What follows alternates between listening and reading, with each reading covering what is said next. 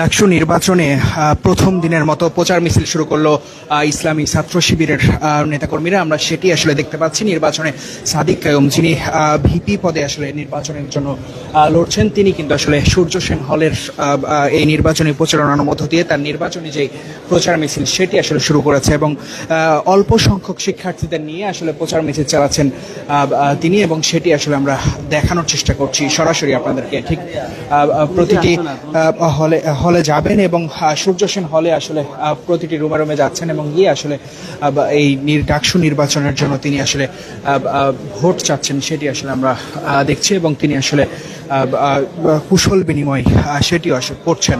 এবং যদি দেখানোর চেষ্টা করি, শিক্ষার্থীরাও আসলে তাকে বুকে টেনে নিচ্ছেন, সেই চিত্র সরাসরি দেখতে পাচ্ছেন নিশ্চয়ই।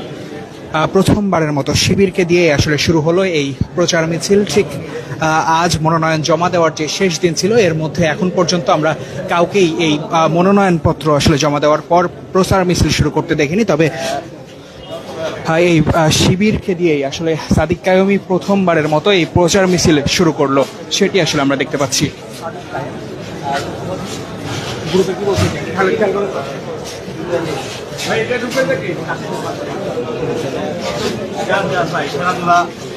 একটু গ্রুপ চেক করেন, সাউন্ড আছে কিনা আমরা